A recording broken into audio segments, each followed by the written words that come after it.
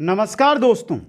RBSC, NCERT व हिंदी ग्रंथ अकादमी का निचोड़ अध्यापक सीधी भर्ती रेट मेंस के लिए दोस्तों आज हम देखेंगे राजस्थान भूगोल की क्लास नंबर 4 के अंदर मानसून एवं जलवायु के बारे में। दोस्तों बहुत ही इंपॉर्टेंट टॉपिक आपकी एग्जाम के लिए यह रहने वाला है और इसको ध्यान से देख लें। एक ही क्लास है जिससे आपका मानसून व जलवायु के अंदर ही आएगा मानसून, अलग से टॉपिक नहीं होता है। तो वहां पर आपको अच्छी तरह समझ में ये टॉपिक आ जाएगा, इसलिए एक एक चीज को आप समझना। दोस्तों एक बार सभी साथी वीडियो को लाइक शेयर और जो नए साथी जुड़ रहे हैं वो चैनल को सब्सक्राइब करें। बाकी की क्लासें हैं राजस्थान भूगोल रीट के लिए, वो प्लेलिस्ट में मिल जाएगी। Notes Kuchaman online classes app के स्टोर में मिल जाएंगे और अधिक जानकारी के लिए आप इंस्टाग्राम आईडी पर जाकर मैसेज कर सकते हैं। यहां पर इंस्टाग्राम आईडी आपको दी गई है। दोस्तों तो मित्रों आज हम बात कर रहे हैं मानसून व जलवायु की, किसकी? राजस्थान की। दोस्तों तो देखिए मित्रों, अक्षांश रेखाओं के आधार पर राजस्थान दो जलवायु कटिबंध में स्थित है। यह देखिए, यह हम राजस्थान माने ना, तो यहां से कर्क रेखा गुजरती है, यह आपकी भूमध्य रेखा। यहां पे देखिए यह उष्ण कटिबंध और यह ऊपर वाला है ना, यह कौन सा है? शीतोष्ण कटिबंध। दोस्तों अब देखिए, कर्क रेखा के दक्षिण में डूंगरपुर व बांसवाड़ा का कुछ भाग उष्ण कटिबंध में। ये देखिए यहां पे थोड़ा सा भाग आ रहा है मित्रों, यहां पे थोड़ा सा भाग आपको दिखाई दे रहा। देखिए यहां पे ये थोड़ा सा जो भाग है आपका, ये किस में आता है? ये उष्ण कटिबंध में आता है। दोस्तों जबकि कर्क रेखा के उत्तर में अधिकांश जो राजस्थान है वो उपोष्ण कटिबंध यानी शीतोष्ण कटिबंध में स्थित है। अब एक क्वेश्चन आ सकता है आपके लिए कि राजस्थान में जो कर्क रेखा है इसकी लंबाई कितनी पड़ती है? राजस्थान में कर्क रेखा की लंबाई की अगर हम बात करें तो 26 किलोमीटर है। दोस्तों समझ गए? यहां से यह चीज याद रखनी है। भारत की जलवायु उष्ण कटिबंधीय मानसूनी जलवायु है। बात भारत की कर रहे हैं हम यहां पे। भारत की जो जलवायु है वो उष्ण कटिबंधीय मानसूनी जलवायु है। दोस्तों अरावली पर्वत तथा 50 सेंटीमीटर समवर्षा रेखा राजस्थान को जलवायु के आधार पर दो भागों में विभक्त करती है। अब देखिए, इनके पश्चिम में शुष्क व अर्ध शुष्क जलवायु। जो देखिए एक बार मैं आपको यहां पे अच्छी तरह समझा दूं जिससे आपका ज्ञान है वो आराम से हो जाए। ये राजस्थान है, ये हमारी अरावली पर्वतमाला मान लीजिए। अब देखिए इसके पश्चिम यानी कि यहां पर जो आपको है एक तो शुष्क व अर्ध शुष्क जलवायु मिलेगी, जबकि जो पूर्वी भाग है, यह भाग पूर्वी दक्षिणी भाग है, इसके अंदर आपको आर्द्र व अति आर्द्र जलवायु है वो मिलेगी। दोस्तों तो ये याद रखना है आपको, दो भागों में बांट रहा है ना अरावली पर्वतमाला राजस्थान को। लगभग ये नहीं है कि 50-50, लगभग दो भागों में बांटता है ये। समझ गए आप यहां से? तो ये चीज आपको याद रखनी है। दोस्तों अब देखिए एक बार हम बात करते हैं राजस्थान में ऋतुओं की। राजस्थान में एक वर्ष की अवधि को 3 ऋतुओं में विभक्त किया गया है। राजस्थान में जो एक वर्ष की अवधि होती है उसको 3 ऋतुओं के अंदर बांटा गया है। कौन सी है? ग्रीष्म ऋतु, कब से कब तक? मार्च से मध्य जून तक। वर्षा ऋतु मध्य जून से सितंबर तक। शीत ऋतु 2 है। कैसे? देखिए मानसून के प्रत्यावर्तन की ऋतु जो अक्टूबर से मध्य दिसंबर तक रहती है, और जो मुख्य शीत ऋतु है वो मध्य दिसंबर से फरवरी तक रहती है। दोस्तों शायद यहां से आपको यह समझ में आ गया है। 3 ऋतुएं हैं, एक एक ऋतु को हम विस्तृत पढ़ने वाले हैं। और यही हमारी जलवायु, यहां पर कितनी वर्षा, कहां पर अधिक वर्षा, कहां पर कम वर्षा, कहां पर अधिक तापमान, कहां पर कम तापमान, कौन से मानसून से राजस्थान में वर्षा होती है, पश्चिमी राजस्थान में कम वर्षा क्यों होती है, ये सभी कारण हम एक एक आगे बढ़ते जाएंगे और देखते जाएंगे। उसके बाद जो मुख्य रूप से आजकल जो क्वेश्चन बनकर आता है वो कहां से आता है मित्रों? वो क्वेश्चन आता है वो आता है दोस्तों, एक तो कोपेन का जलवायु वर्गीकरण है, एक थोरनवेट का जो जलवायु वर्गीकरण है, इसके अलावा त्रिवार्ता का जो जलवायु वर्गीकरण है, इनसे क्वेश्चन बनकर आता है। तो तीनों के बारे में इस क्लास में हम अध्ययन कर लेंगे। दोस्तों तो सबसे पहले हम चलते हैं ग्रीष्म ऋतु की ओर। दोस्तों और अगर आप इतना अध्ययन कर लेते हैं, इतने नोट्स बनाकर इनको याद कर लेते हैं, तो मानकर चलिए आपके एग्जाम में क्वेश्चन गलत होने का कोई चांस नहीं रहेगा। मार्च से मध्य जून तक की अवधि को ग्रीष्म ऋतु के अंतर्गत सम्मिलित किया जाता है। अब बहुत जगह आपको मध्य मार्च से मध्य जून भी लिखा हुआ मिलता है, तो आप मार्च से याद रख लीजिए दोस्तों, यह बहुत है आपके लिए। अब देखिए क्यों, सूर्य के उत्तरायण के कारण, सूर्य दक्षिण, सर्दी के अंदर सूर्य वो दक्षिण दिशा की ओर जाता है, जैसे ही वो वापस उत्तरायण यानी उत्तर दिशा की ओर घूमता है, उसके कारण भारत में धीरे धीरे तापमान में वृद्धि होने लगती है, जिससे उत्तर पश्चिम भारत, जो उत्तर पश्चिम भारत है उसमें क्या होता है, उत्तर और पश्चिम भारत निम्न वायुदाब का निर्माण होता है। जैसे ही मध्य गर्मी आती है हमारी, जैसे ही सूर्य राजस्थान के ऊपर कर्क रेखा पर आ जाएगा, तो यह मानिए कि राजस्थान का जो पश्चिमी भाग, हम राजस्थान का अध्ययन कर रहे हैं, भारत का तो कर नहीं रहे, तो राजस्थान का जो पश्चिमी भाग है, जैसलमेर, बीकानेर, जोधपुर, बाड़मेर, ये जिले हैं ना, यहां पर निम्न वायुदाब का निर्माण होगा। जबकि जो हमारा अरब सागर है ना, उसमें अपेक्षाकृत तापमान कम होने के कारण उच्च वायुदाब का निर्माण हो जाता है। चीज को समझ लेना, यहीं से हमारा मानसून आने वाला है, यहीं से मानसून राजस्थान में आएगा। कैसे आएगा देखिए, कैसे आएगा, एक बार मैं आपको ग्राफ बनाकर बता दूं। यह हम मान लेते हैं कि हमारा राजस्थान है, और यहां पर है, यह भारत का हिस्सा मान लेते हैं कि यह भारत है हमारा, और यहां पर है हमारा अरब सागर दोस्तों, समझे यहां पे। अब देखिए जहां पर गर्मी होगी, जहां पर गर्मी होगी वहां पर निम्न वायुदाब होगा, क्या होगा, निम्न वायुदाब, और जहां पर सर्दी होगी वहां पर उच्च वायुदाब होगा। अब हवाएं किस ओर से चलती है, उच्च वायुदाब से निम्न वायुदाब की ओर हवाएं चलती है दोस्तों, समझ गए यहां से, यह चीज समझा रहा था। तो निम्न वायुदाब, जहां पर गर्मी अधिक, जहां का तापमान अधिक, वहां पर निम्न वायुदाब बनेगा, जहां पर तापमान में कमी होगी वहां पर उच्च वायुदाब बनेगा दोस्तों। अब आगे देखिए, तथा हवाएं उच्च वायुदाब से निम्न वायुदाब की ओर चलने लगती है, इसे ही भारत में दक्षिणी पश्चिमी मानसून कहा जाता है, जिसका प्रभाव वर्षा ऋतु के अंतर्गत होता है। अब अप्रैल, मई और जून की जो गर्मी है, इससे राजस्थान में बनता है निम्न वायुदाब, इससे मानसूनी हवाएं हैं जो उच्च वायुदाब से निम्न वायुदाब यानी राजस्थान की ओर बहने लगती है, और आगे जब वर्षा ऋतु है उसमें बारिश इसी तापमान में बढ़ोतरी के कारण होती है दोस्तों। अब देखिए मित्रों, आगे देखते हैं इसके बारे में। 21 मार्च, इस दिन सूर्य की किरणें विषुवत रेखा पर सीधी पड़ती है। 21 मार्च के दिन जो विषुवत रेखा है उस पर, भूमध्य रेखा पर सीधी पड़ती है।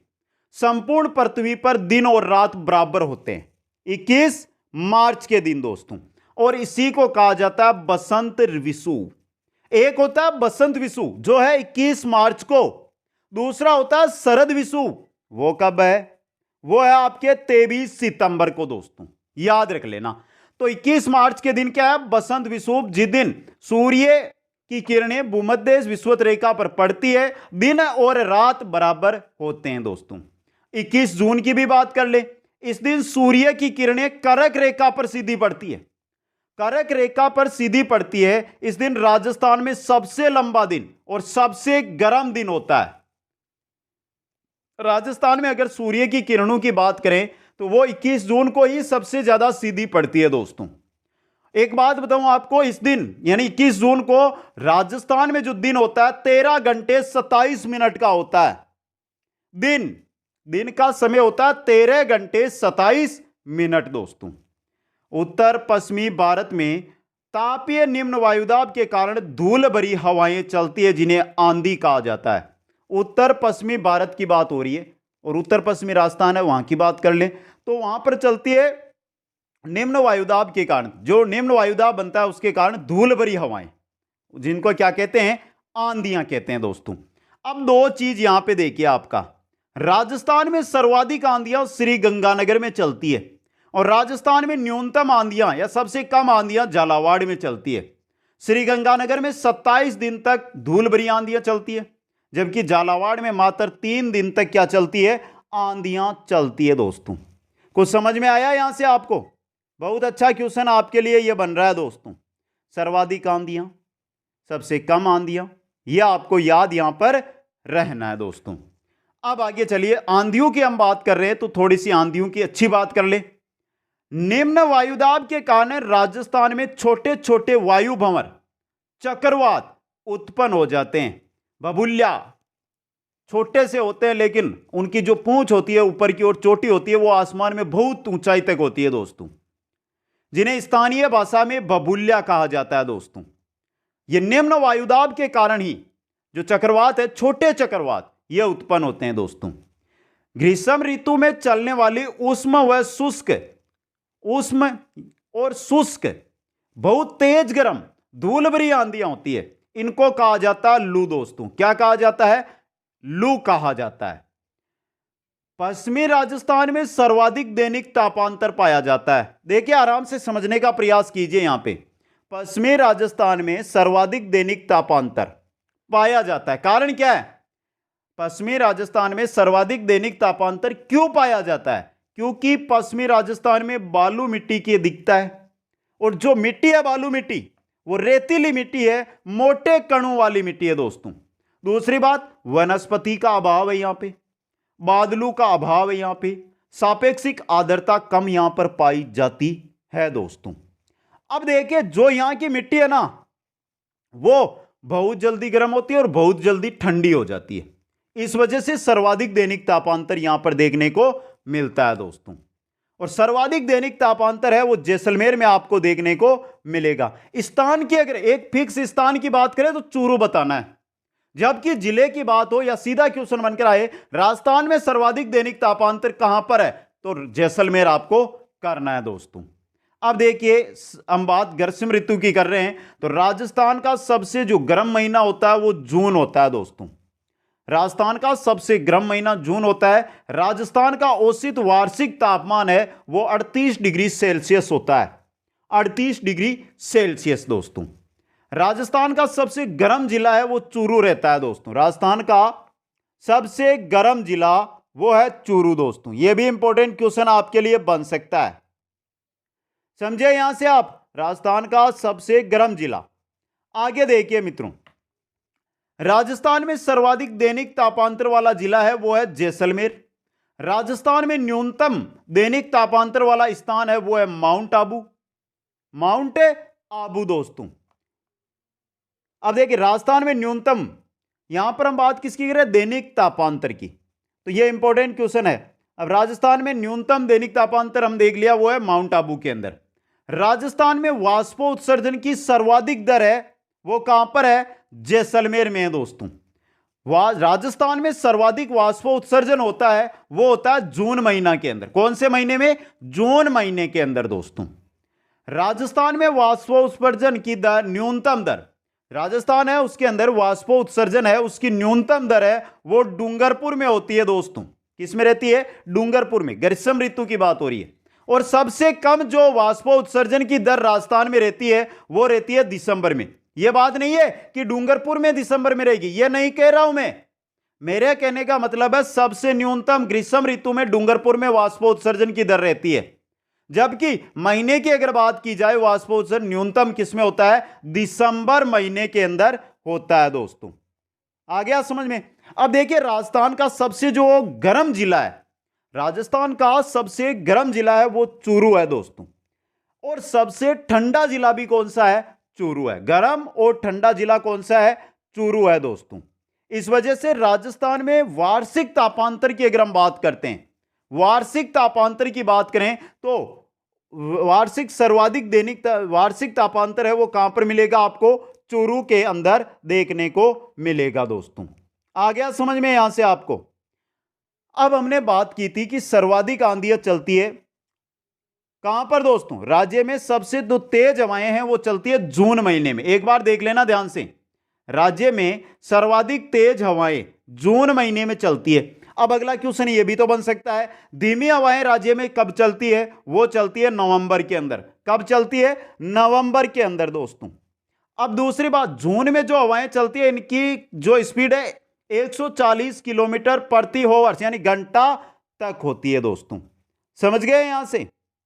ये चीज है दोस्तों। ये था आपका ग्रीष्म ऋतु। दूसरी जो हमारी ऋतु आती है वो आती है वर्षा ऋतु दोस्तों, वर्षा ऋतु दोस्तों। अब देखिए वर्षा ऋतु के बारे में हमें नॉर्मल जानकारी सभी प्रकार की लेनी है और यहीं से जो आपका मानसून है ना वो भी आपको समझना है अच्छी तरह से दोस्तों। तो चलिए मित्रों, वर्षा ऋतु मध्य जून से सितंबर तक दोस्तों। मानसून की खोज की थी हिप्पोलस ने, जो एक ग्रीक नाविक था दोस्तों। मानसून की खोज की है हिप्पोलस, जो क्या था, ग्रीक नाविक था दोस्तों। मानसून का अध्ययन करने वाला प्रथम विद्वान था अल मसूदी। किसने किया था? अल मसूदी ने किया था। मानसून अरबी भाषा के मौसम शब्द से बना है, जिसका अर्थ होता है पवनों की दिशा। मानसून किससे बना है? अरबी भाषा के मौसम से बना है और मौसम का अर्थ होता है पवनों की दिशा। समझे आप यहां पे? अब देखिए, मध्य जून से सितंबर की अवधि को वर्षा ऋतु के अंतर्गत सम्मिलित किया जाता है दोस्तों। आगे चलिए, वर्षा ऋतु में जो हमारे मुख्य चीज है वो आगे आ जाएगी। बात कर लेते हैं 23 सितंबर की दोस्तों। इस दिन है शरद विषुव दोस्तों। बसंत विषुव कब है? 21 मार्च को। 23 सितंबर को देखिए, इस दिन सूर्य की किरणें विषुवत रेखा पर सीधी पड़ती है। संपूर्ण पृथ्वी पर दिन और रात बराबर होते हैं और इसे शरद विषुव कहा जाता है दोस्तों। आ गया समझ में? यहां पे एक तो है हमारा 21 मार्च, दूसरा है 23 सितंबर। इस दिन सूर्य की किरणें सीधी विषुव रेखा भूमध्य रेखा पर पड़ती है। दिन और रात इस दिन बराबर होते हैं। 21 मार्च की बात करें तो उसको कहा जाता है बसंत विषुव और 23 सितंबर की बात करें तो उसको कहा जाता है शरद विषुव दोस्तों। इस समय भारत में दक्षिण पश्चिमी मानसून का प्रभाव होता है।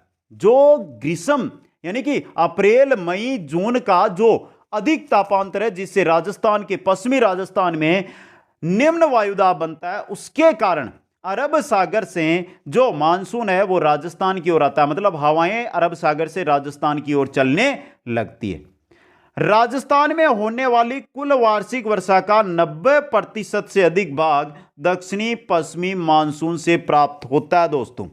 शरद ऋतु में बारिश होती है और भी जो ग्रीष्म ऋतु में भी बहुत बार बारिश होती है, तो उनको छोड़ दें।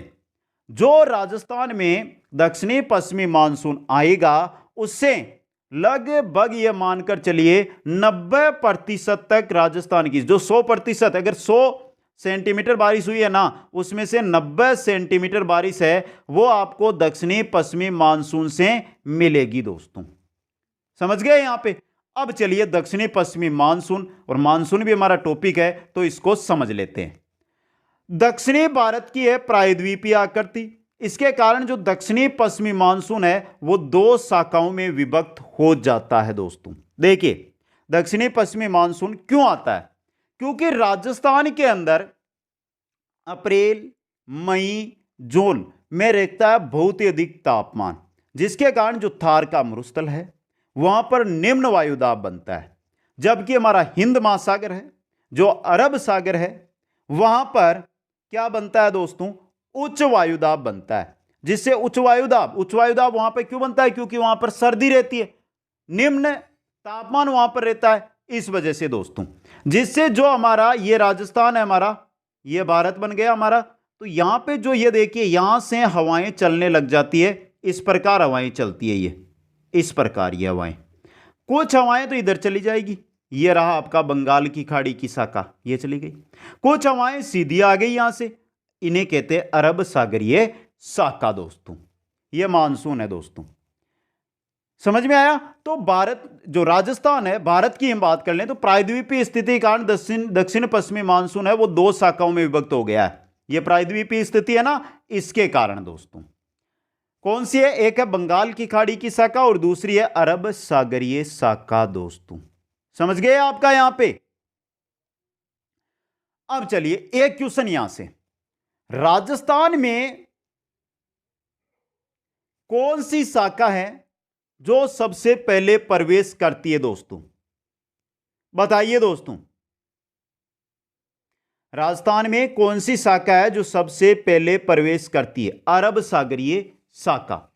जो आपकी अरब सागरीय शाखा ये राजस्थान में जल्दी आएगी। ये तो देखिए यहां से घूमते हुए फिर गंगा का जो मैदान है वहां पर बारिश करते हुए राजस्थान में पहुंचती थी, तो लंबा चक्कर लेकर आती है। लेकिन जो अरब सागरीय है ये सीधी महाराष्ट्र गुजरात यहां से होती हुई कच्छ का रन होती हुई सीधी राजस्थान में आ जाती है, यहां पे अरावली से यहां पर बारिश कर देती है दोस्तों। चलिए मित्रों आगे देखते हैं इसके अंदर।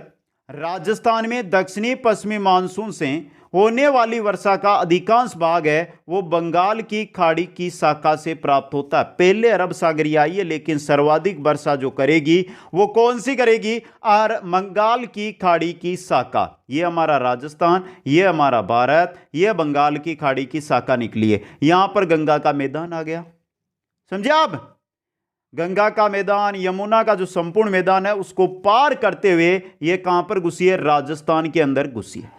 राजस्थान में जैसे ही ये घुसती है तो इसकी आर्द्रता, तो क्योंकि यमुना का मैदान आ गया, गंगा का मैदान आ गया, वहां पर इसने बारिश कर दी, तो जैसे ही राजस्थान में घुसेगी उस समय इसमें आर्द्रता बहुत कम हो जाएगी दोस्तों। इसी वजह से राजस्थान में कम वर्षा हो पाती है दोस्तों। अब दूसरी बात देखिए, यहां पे ये राजस्थान में घुसेगी। अब एक बार यहां पे राजस्थान बना लेते हैं। यह आपके अरावली पर्वतमाला, यह आपकी बंगाल की खाड़ी की शाखा आई है, यहां पे आइए, अरावली से टकराई है और इसी क्षेत्र में वर्षा कर दी है। जबकि जो बाकी का भाग है, पश्चिमी राजस्थान है, वो आ गया वृष्टि छाया प्रदेश। वृष्टि छाया प्रदेश होने के कारण यहां पर जो ये जगह है, यहां पर बहुत कम वर्षा बंगाल की खाड़ी की जो शाखा आती है इससे हो पाती है दोस्तों। यही चीज है। लेकिन राजस्थान में जो पूर्वी राजस्थान है, जो दक्षिणी राजस्थान है, उसमें जो वर्षा होती है वो अरब सागर की शाखा से, बंगाल की खाड़ी की शाखा है, वो अधिक करती है दोस्तों। अब देखिए हम यहां पर देख लेते हैं हमारी जो दूसरी शाखा आ रही है अरब की सागर की शाखा। ये हमारा अरब सागरीय शाखा इस प्रकार आती है। अब इसके क्या है, अरावली पर्वतमाला समानांतर है तो ये टकरा नहीं पाती है और ये सीधी निकल जाती है। इस प्रकार क्या होती है? सीधी निकल जाती है दोस्तों। इस वजह से भी क्या होती है? कम वर्षा हमारे यहां पर हो पाती है दोस्तों। समझ गए यहां पे? अब चलिए मित्रों आगे देखते हैं इसके अंदर। राजस्थान में औसत वार्षिक वर्षा, राजस्थान में जो औसत वार्षिक वर्षा है वो है 57.51 सेंटीमीटर। 57.51 सेंटीमीटर राजस्थान की औसत वार्षिक वर्षा है दोस्तों। यह बहुत इंपॉर्टेंट क्वेश्चन है जो आपके लिए रह सकता है दोस्तों। आगे चलिए, राजस्थान में वर्षा वाले दिनों की अगर बात करें तो वो है 29 दिन, 29 दिन, 29 डे दोस्तों। राजस्थान में पश्चिम से पूर्व की ओर, एक बार राजस्थान बना लेते हैं हम, यहां पे बना लेते हैं। देखिए राजस्थान के अंदर हम क्या करते हैं, पश्चिम से पूर्व की ओर इस प्रकार चलते हैं, उत्तर से दक्षिण की ओर इस प्रकार चलते हैं, तथा उत्तर पश्चिम से दक्षिण पूर्व या इस प्रकार चलते हैं। तो इस प्रकार आप जैसे बढ़ेंगे, चाहे आप उत्तर से दक्षिण की ओर जा रहे हैं, पश्चिम से पूर्व की ओर जा रहे हैं, अगर आप उत्तर पश्चिम से दक्षिण पूर्व की ओर जा रहे हैं तो आपको वर्षा की मात्रा में हमेशा क्या मिलेगी? वृद्धि मिलेगी दोस्तों। पश्चिमी राजस्थान से, मरुस्थल से आप पठारी बाग या मैदान की तरफ जा रहे हैं तो आपको वर्षा में बढ़ोतरी मिलेगी दोस्तों। समझे? यहां पे आगे देखिए, राजस्थान में सर्वाधिक वर्षा दक्षिणी व दक्षिणी पूर्वी बागों के अंदर होती है। डूंगरपुर, बांसवाड़ा, उदयपुर, झालावाड़, सिरोही यहां पर होती है दोस्तों। बंगाल की खाड़ी से आने वाली मानसूनी हवाएं अरावली पर्वत के पूर्व तथा दक्षिणी पूर्वी भागों की ओर अधिक वर्षा प्रदान करती है। अरावली पर्वत के पश्चिम की ओर का भूभाग वृष्टि छाया प्रदेश में स्थित होने के कारण न्यून वर्षा प्राप्त करता है दोस्तों। आ गया समझ में? यहां पे यह चीज है दोस्तों। अब एक क्वेश्चन आया था आपके, क्वेश्चन यह था कि जो मरुस्थल है हमारा, जो थार का मरुस्थल है, उसमें गर्मी के दिनों में आर्द्रता कितनी रहती है? आर्द्रता की पूछी गई थी। गर्मी के दिनों में वहां पर आर्द्रता रहती है 1% के आसपास। कितनी रहती है दोस्तों? 1%। चलिए यहां पे कुछ क्वेश्चन है जो मैं आपको फिर देखेंगे। पहले एक बार वर्षा, राजस्थान में जो कम वर्षा हो रही है उसके कारण है वो देख लेते हैं, फिर जो इंपॉर्टेंट चीजें हैं, आर्द्रता वाला स्थान है, सर्वाधिक वर्षा कहां पर होती है वो आगे देख लेंगे। क्या कारण है कि राजस्थान में कम वर्षा होती है दोस्तों? पहला कारण, अरब सागरीय मानसूनी हवाएं राजस्थान में अरावली पर्वत के समानांतर अवरोध के अभाव में आगे निकल जाती है, जिससे राजस्थान में कम वर्षा होती है। बता दिया मैंने आपको ये कारण। दूसरा देखिए, बंगाल की खाड़ी से आने वाली मानसूनी हवाएं अधिकांश वर्षा गंगा और यमुना के मैदान में प्रदान कर देती है, जिससे राजस्थान तक पहुंचते पहुंचते इन हवाओं की आर्द्रता है वो क्या हो जाती है, उसमें कमी हो जाती है। इस कारण राजस्थान में कम वर्षा होती है। दूसरा कारण भी आपको बता दिया मैंने। तीसरा देखिए, पाकिस्तान के बलूचिस्तान क्षेत्र से आने वाली गर्म हवाएं राजस्थान में पहुंचकर सापेक्षिक आर्द्रता को क्या कर देती है, कम कर देती है, जिसके कारण भी राजस्थान में कम वर्षा हो पाती है दोस्तों। ये 3 कारण है मुख्य जिनसे राजस्थान में कम वर्षा हो पाती है दोस्तों। आगे चलिए मित्रों, अब देखिए राजस्थान में कुल वार्षिक वर्षा का अधिकांश भाग है वो जुलाई और अगस्त माह में प्राप्त होता है। अगर राजस्थान की बात की जाए कि राजस्थान में सर्वाधिक वर्षा है वो किस माह में होती है, तो आपको अगस्त माह बताना है दोस्तों। इसलिए राजस्थान में वायुमंडल में सर्वाधिक आर्द्रता भी जुलाई और अगस्त माह में पाई जाती है। अब चलिए मित्रों, जो इंपॉर्टेंट चीज बता रहा था वो ये रहे आपके। पहला है, राजस्थान में मानसून का प्रवेश द्वार किसको कहते हैं, बांसवाड़ा को कहते हैं दोस्तों। समझ गए। राजस्थान का आर्द्र जिला कौन सा है, झालावाड़ है। राजस्थान में सर्वाधिक वर्षा वाला जिला कौन सा है, झालावाड़ है। राजस्थान में न्यूनतम वर्षा वाला जिला कौन सा है, जैसलमेर है। राजस्थान में न्यूनतम वर्षा वाला स्थान कौन सा है, सम है, जैसलमेर के अंदर, जहां पर सबसे कम वर्षा होती है दोस्तों। आगे देखिए, राजस्थान में सर्वाधिक वर्षा वाला स्थान कौन सा है, माउंट आबू है, सिरोही के अंदर।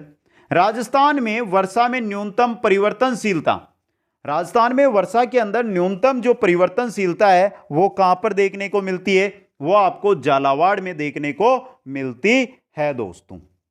आगे देखिए, राजस्थान में वर्षा के अधिकतम परिवर्तनशीलता है वो जैसलमेर के अंदर देखने को मिलती है।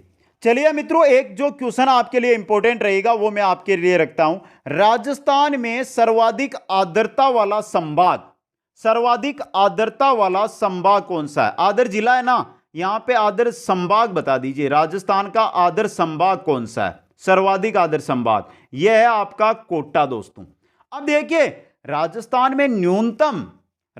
में न्यूनतम आर्द्रता वाला संभाग अगर पूछा जाए तो आपको बताना है जोधपुर। न्यूनतम आर्द्रता वाला संभाग है आपका जोधपुर संभाग दोस्तों। समझ गए यहां पे। चलिए एक क्वेश्चन और, राजस्थान में न्यूनतम आर्द्रता या सबसे शुष्क स्थान, सबसे शुष्क स्थान यह हमने देख लिया यहां पे, ये रहा सम, जैसलमेर। आ गया समझ में दोस्तों। अब आगे चलते हैं। आगे देखिए, यहां पे राजस्थान में अधिकांश वर्षा जुलाई और अगस्त माह के अंदर, 12 महीनों में 2 महीने ऐसे हैं जिनमें लगभग राजस्थान की 90% वर्षा है जो जुलाई और अगस्त के अंदर हो जाती है दोस्तों। यह था हमारा वर्षा ऋतु। अब तीसरा ऋतु आ रहा है हमारे, वो आ रहा है शीत ऋतु दोस्तों। कौन सा आ रहा है, शीत ऋतु दोस्तों। शीत ऋतु है, इसको 2 भागों के अंदर बांटा गया है। पहला है मानसून के प्रत्यावर्तन की ऋतु, मानसून प्रत्यावर्तन काल या मानसून के प्रत्यावर्तन की ऋतु। दूसरा है शीत ऋतु दोस्तों। देखिए, मानसून का प्रत्यावर्तन ऋतु किसको कहा जाता है, इसको देख लीजिए। अक्टूबर से नवंबर माह में मानसूनी हवाएं राजस्थान की मुख्य भूमि से पीछे हटने लगती है। इसे ही मानसून का लौटना, इसे ही मानसून के प्रत्यावर्तन का काल कहा जाता है। कारण क्या है, क्यों हटने लगती है, क्योंकि धीरे धीरे अक्टूबर महीने में, नवंबर महीने में राजस्थान के अंदर क्या होता है, जो तापमान है वो नीचे गिरता है, उच्च वायुदाब का यहां पर निर्माण होने लगता है, जिससे जो पवनें हैं वे राजस्थान से आपके हिंद महासागर की ओर बहने लग जाती है।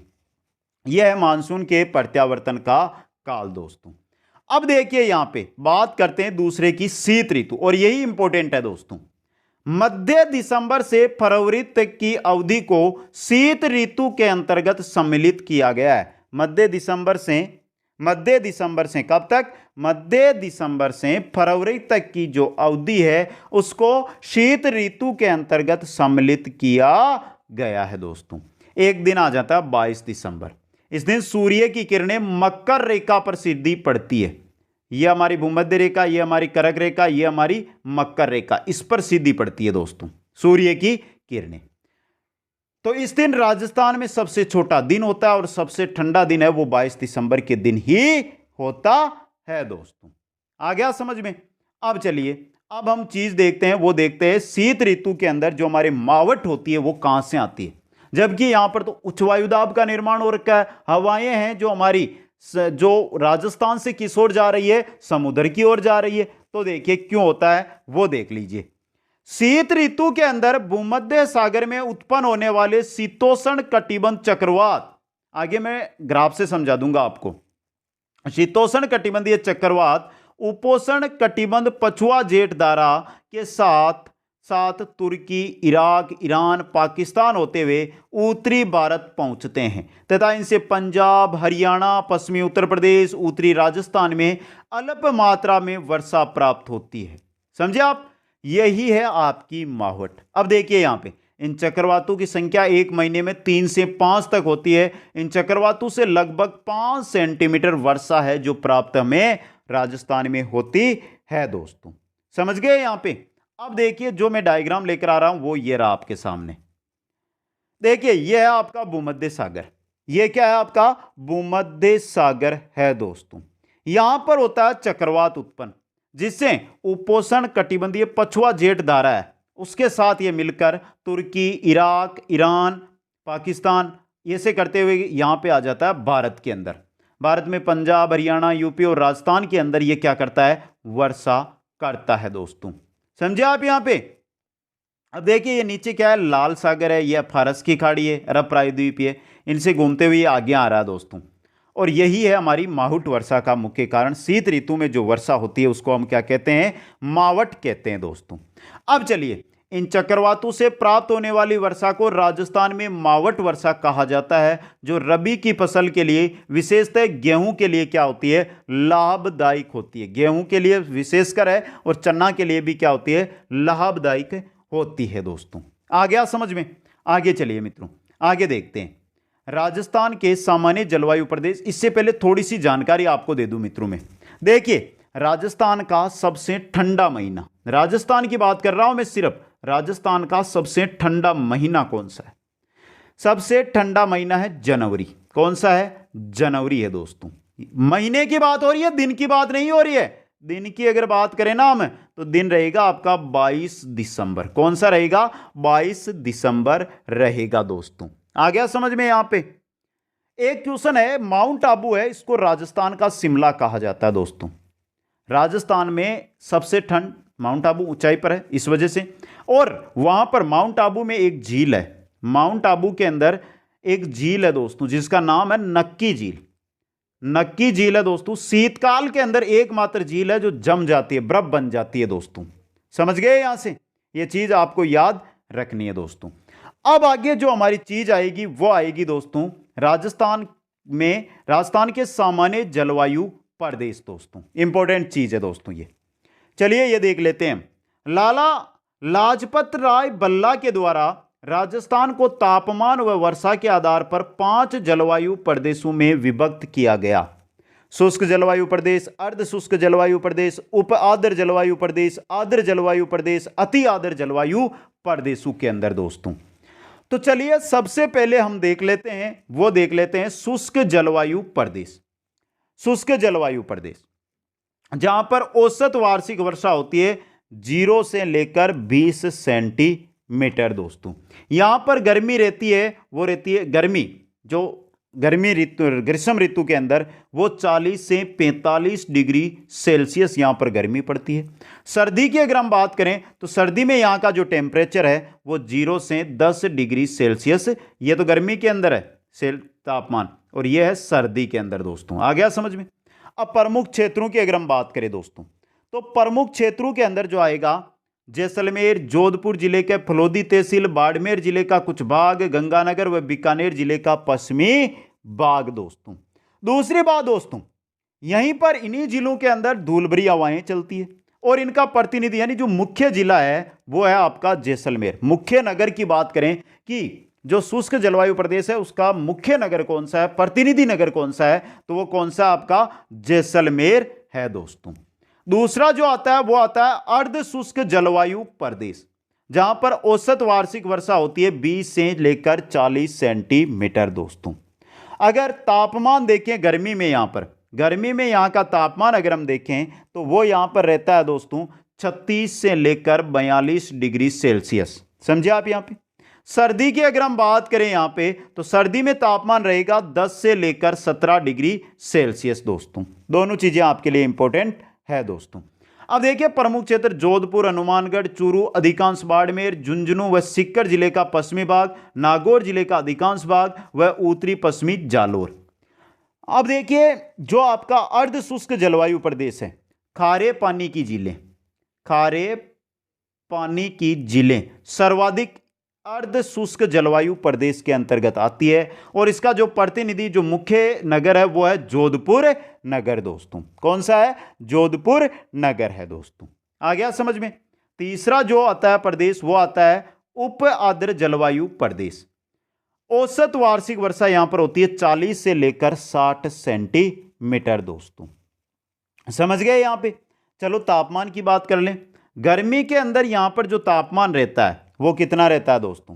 28 से लेकर 36 डिग्री सेल्सियस। सर्दी में यहां पे जो टेम्परेचर रहता है, तापमान रहता है, वो रहता है 12 से लेकर 18 डिग्री सेल्सियस दोस्तों। आ गया समझ में यहां पे। राजस्थान के अरावली पर्वतीय प्रदेश में उप आर्द्र जलवायु पाई जाती है। अरावली प्रदेश में उप आर्द्र जलवायु है वो पाई जाती है। प्रमुख क्षेत्र देखिए अलवर, जयपुर, अजमेर, झुंझुनू व सीकर जिले का पश्चिमी भाग, पूर्वी नागौर, राजसमंद व सिरोही जिलों के कुछ भाग उप आर्द्र जलवायु प्रदेश के अंदर आते हैं दोस्तों। आ गया समझ में यहां पे। अगले की ओर चलते हैं। चौथा जो हमारा प्रदेश आता है वो आता है आर्द्र जलवायु प्रदेश दोस्तों, जहां पर औसत वार्षिक वर्षा होती है 60 से लेकर 80 सेंटीमीटर दोस्तों।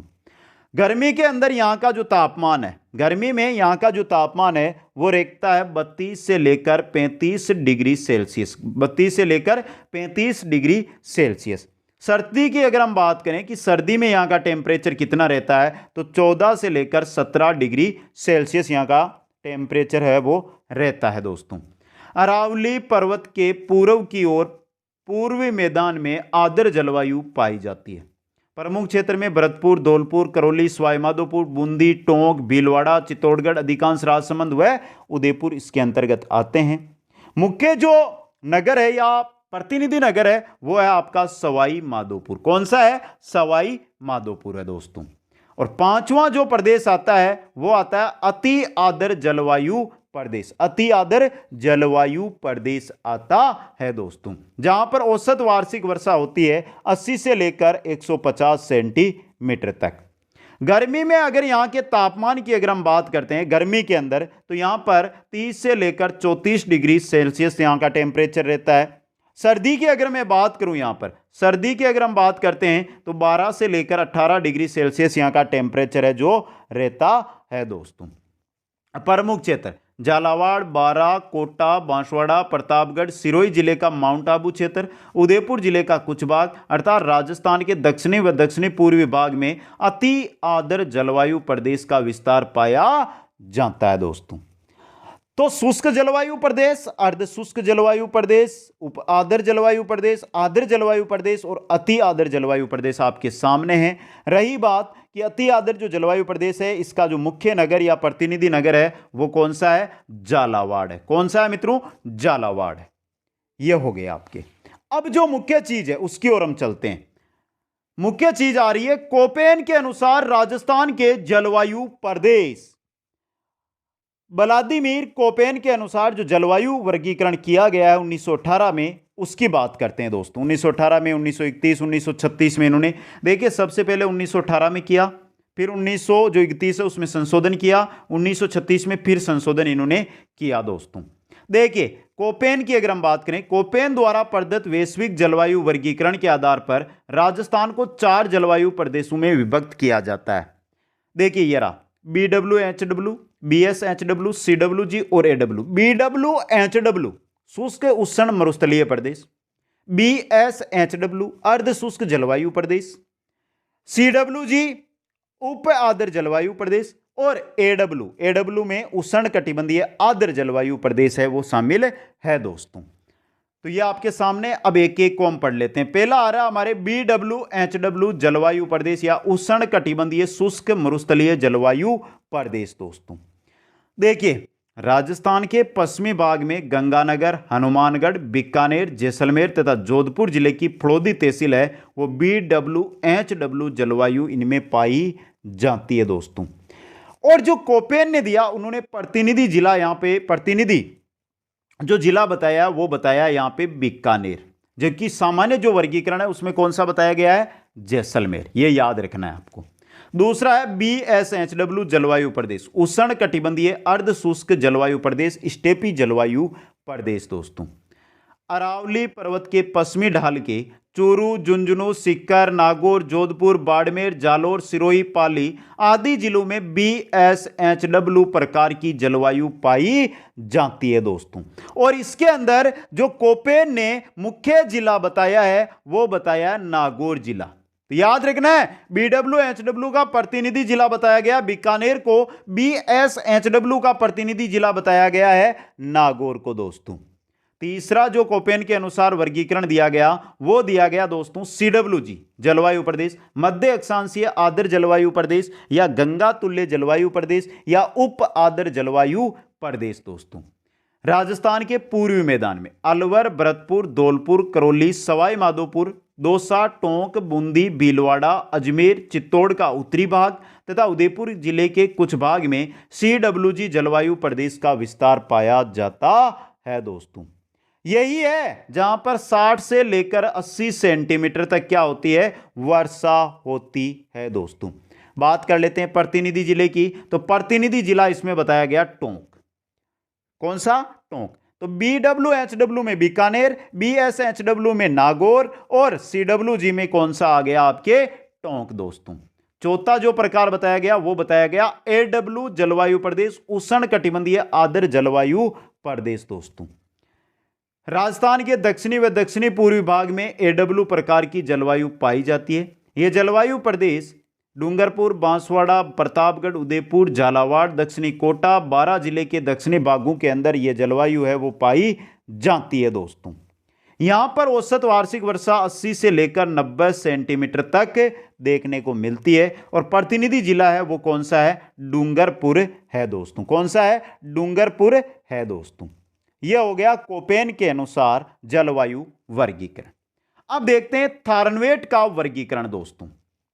थारनवेट के वर्गीकरण की ओर हम बढ़ते हैं दोस्तों। तो थारनवेट ने 4 प्रकार के बताए। उष्ण मरुस्थलीय जलवायु प्रदेश EAD, अर्ध मरुस्थलीय जलवायु प्रदेश DBW, उष्ण आर्द्र जलवायु प्रदेश DAW, उप आर्द्र जलवायु प्रदेश CAW। थॉरनवेट ने वर्गीकरण का आधार वनस्पति है, परंतु वर्षा की मात्रा के साथ साथ वाष्पीकरण का भी थॉरनवेट ने क्या रखा, ध्यान रखा दोस्तों। पहला है उष्ण मरुस्थलीय जलवायु प्रदेश EAD, याद रखना ये जैसलमेर, उत्तरी बाड़मेर, पश्चिमी बीकानेर, उत्तरी पश्चिमी जोधपुर। यहां पर दोस्तों थॉरनवेट के अनुसार क्या पाई जाती है दोस्तों, EAD जलवायु पाई जाती है। प्रतिनिधि जिला की अगर हम बात करें तो कौन सा है, जैसलमेर है। मरुस्थलीय वनस्पति है और औसत वर्षा है वो 10 से लेकर 15 सेंटीमीटर यहां पर देखने को मिलती है दोस्तों। थॉरनवेट का दूसरा है प्रदेश है, जलवायु प्रदेश, वो है अर्ध मरुस्थलीय जलवायु प्रदेश DBW दोस्तों। हनुमानगढ़, गंगानगर, चूरू, उत्तरी पूर्वी बीकानेर, उत्तरी झुंझुनू के अंदर। प्रतिनिधि जिला की अगर हम बात करते हैं तो आपका आएगा बीकानेर। औसत वार्षिक वर्षा 15 से लेकर 20 सेंटीमीटर, बहुत बार 40 सेंटीमीटर तक भी यहां पे वर्षा हो जाती है। वनस्पति है कंटीली झाड़ियां, अर्ध मरुस्थलीय वनस्पति यहां पर आपको देखने को मिलेगी। तीसरा थॉरनवेट के अनुसार प्रदेश आता है वो आता है आपका उष्ण आर्द्र जलवायु प्रदेश DAW दोस्तों। अधिकांश राजस्थान इसी के अंतर्गत आया। देखिए सीकर, झुंझुनू, जयपुर, अलवर, भरतपुर, धौलपुर, करौली, सवाई माधोपुर, दौसा, टोंक, बूंदी, अजमेर, नागौर, भीलवाड़ा, राजसमंद, पाली, सिरोही, चित्तौड़गढ़, जालोर, बाड़मेर, अधिकांश जोधपुर। मान के चलो कि उष्ण आर्द्र जलवायु प्रदेश है, इसके अंदर थॉरनवेट ने करीब करीब राजस्थान जिला है वो रख दिया दोस्तों। समझे आप यहां पे थॉरनवेट के वर्गीकरण के अनुसार राजस्थान का सबसे बड़ा भाग इसी जलवायु प्रदेश यानी DAW के अंतर्गत आता है, जिसका प्रतिनिधि जिला किसको माना, अजमेर को। औसत वर्षा 50 से लेकर 80 सेंटीमीटर और वनस्पति अर्ध मरुस्थलीय वनस्पति यहां पर पाई जाती है दोस्तों। चौथा जो प्रदेश बताया थॉरनवेट ने वो बताया उप आर्द्र जलवायु प्रदेश CAW, डूंगरपुर बांसवाड़ा, दक्षिणी पूर्वी उदयपुर, प्रतापगढ़, झालावाड़, कोटा और बारा। दक्षिणी भाग और दक्षिणी पूर्वी भाग है वो रखा इन्होंने किसमें, CAW के अंतर्गत, जिसका प्रतिनिधि जिला बताया डूंगरपुर को। औसत वार्षिक वर्षा है वो औसत वर्षा रहती है आपकी 80 से लेकर 100 सेंटीमीटर तक। वनस्पति सवाना व मानसूनी प्रकार की वनस्पति CAW प्रदेश के अंदर मिलेगी आपको। तो ये 4 प्रदेश थे थोरनवेट के अनुसार। अब हमारे बचते हैं ट्रीवार्था दोस्तों। तो ट्रीवार्था की भी देख लेते हैं। ट्रीवार्था का वर्गीकरण दोस्तों, प्रोफेसर ट्रीवार्था ने कोपेन के वर्गीकरण में संशोधन कर नया जलवायु वर्गीकरण प्रस्तुत किया जो अधिक सरल एवं आसानी से समझने योग्य है दोस्तों। ट्रीवार्था के जलवायु वर्गीकरण का आधार क्या है, वर्षा। ये क्वेश्चन आ सकता है आपके लिए, इंपॉर्टेंट चीज रहेगी दोस्तों। ये ट्रीवार्था ने जो जलवायु प्रदेश बताए वो 4 बताए, BWH, BSH, CAW और AW। तो चलिए पहले की ओर, ट्रीवार्था का पहला है शुष्क मरुस्थलीय जलवायु प्रदेश BWH दोस्तों, जैसलमेर, उत्तरी पश्चिमी बाड़मेर और पश्चिमी बीकानेर दोस्तों। इस प्रदेश का प्रतिनिधित्व है वो जैसलमेर जिला करता है दोस्तों। ये BWH यानी शुष्क मरुस्थलीय जलवायु प्रदेश ट्रीवार्था ने बताया दोस्तों। दूसरा बताया उष्ण एवं अर्ध उष्ण कटिबंधीय स्टेपी तुल्य जलवायु प्रदेश BSH दोस्तों। अब देखिए, सिक्कर, चूरू, झुंझुनू, गंगानगर, हनुमानगढ़, बीकानेर, नागौर, अजमेर, पाली, जोधपुर, जालोर, दक्षिणी पूर्वी बाड़मेर, सिरोही, उदयपुर, राजसमंद, लगभग राजस्थान है वो आपका BSH के अंदर या उष्ण या अर्ध उष्ण कटिबंधीय स्टेपी तुल्य जलवायु है उसके अंदर ट्रीवार्था ने रख दिया दोस्तों। यहां वर्षा पूर्व से पश्चिम की ओर कम होती जाती है, दक्षिण से उत्तर की ओर भी कम होती जाती है। इसके अलावा पश्चिम की ओर जाने पर जलवायु अर्ध शुष्क से शुष्क में बदलती जाती है। इस प्रदेश का प्रतिनिधि जिला किसको बताया है, नागौर को बताया है दोस्तों। समझ गए यहां पे। तीसरा जो ट्रीवार्था ने प्रदेश बताया वो बताया CAW, अर्ध उष्ण आर्द्र जलवायु प्रदेश, पूर्वी जयपुर, दौसा, अलवर, भरतपुर, धौलपुर, करौली, सवाईमाधोपुर, कोटा व बूंदी अर्ध उष्ण आर्द्र जलवायु प्रदेश CAW के अंतर्गत आते हैं। ये क्षेत्र बीड़ू व विंध्यन के पठार का भाग समेटे हुए हैं। बीड़ चंबल के बीड़ आते हैं, विंध्यांचल का जो पठार है वो इसी में आता है दोस्तों। इसलिए इस प्रदेश का प्रतिनिधित्व कर रहा है वो जिला है सवाई माधोपुर दोस्तों। और ट्रीवार्था ने चौथा प्रदेश बताया वो बताया उष्ण कटिबंधीय आर्द्र जलवायु प्रदेश AW दोस्तों। कौन सा बताया, AW। बांसवाड़ा, डूंगरपुर, प्रतापगढ़, उदयपुर का पूर्वी भाग, चित्तौड़गढ़, झालावाड़, बारा व दक्षिणी कोटा है वो AW प्रकार की जलवायु ट्रीवार्था ने बताई दोस्तों। इस प्रदेश का प्रतिनिधित्व है वो कौन कर रहा है, डूंगरपुर जिला करता है। औसत तापमान 20 डिग्री सेल्सियस, औसत वर्षा 100 सेंटीमीटर यहां पर होती है दोस्तों। यह था राजस्थान का मानसून और राजस्थान की जलवायु एक ही क्लास के अंदर दोस्तों। कमेंट आपका चाहता हूं, रियल बता देना क्लास आपको कैसी लगी। अगर अच्छी लगी है, पसंद आई है तो लाइक शेयर कर देना, और जो नए साथी जुड़ रहे हैं वो चैनल को सब्सक्राइब कर लेना। अधिक जानकारी के लिए नीचे इंस्टाग्राम ID यहां पर दी गई है आपको, वहां पर जाकर आप फॉलो करके मैसेज मेरे को कर सकते हैं। आप सभी को बहुत बहुत धन्यवाद। जय हिंद, जय भारत।